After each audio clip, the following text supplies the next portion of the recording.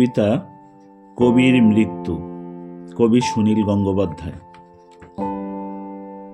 দুজন খসখসে সবুজ উদ্দীপরা সিপাহী কবিকে নিয়ে গেল টানতে টানতে। কবি প্রশ্ন করলেন, আমার হাতে শিকল বেঁধেছ কেন? সিপাহী দুজন উত্তর দিল না। খুঁটির সঙ্গে বাঁধা হলো কবিকে।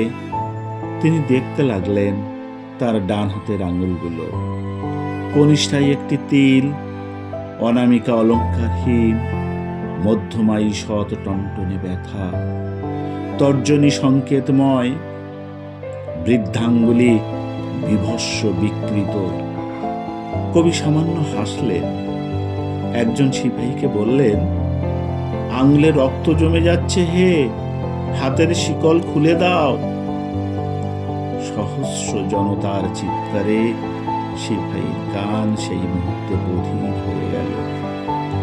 কবি তাদের উদ্দেশ্যে মনে মনে বললেন, বিপ্লব দীর্ঘজীবী হোক, মিলিত মানুষ ও প্রত্যেক মানুষের নিজস্ব বিপ্লব। প্রথম গুলিটি তার কানের পাশ দিয়ে বেরিয়ে গেল। কবি তবু অপরাজিতের মতন হাসলেন, হা হা শব্দে। তৃতীয় গুলি ভেদ করে গেল তার কণ্ঠ। কবি শান্তভাবে বললেন, আমি মরব না। চতুর্থ গুলিতে বিদীর্ণ হয়ে গেল তার কপাল। পঞ্চম গুলিতে মড়মড় করে উঠল কাঠের খুঁটি। ষষ্ঠ গুলিতে কবির বুকের উপর রাখা ডান হাত ছিন্ন ভিন্ন হয়ে উড়ে গেল। কবি হুমড়ি খেয়ে পড়তে লাগলেন মাটিতে।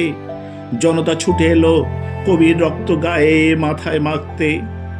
কবির রক্ত, ঘিলু, মজ্জা মাটিতে ছিটকে পড়া মাত্রই আকাশ থেকে বৃষ্টি নামলো দারুণ তোড়ে। শেষ নিঃশ্বাস পড়ার আগে কবির ঠোঁট একবার নড়ে উঠল কি উঠল না, কেউ সেদিকে ভ্রুক্ষেপ করেনি।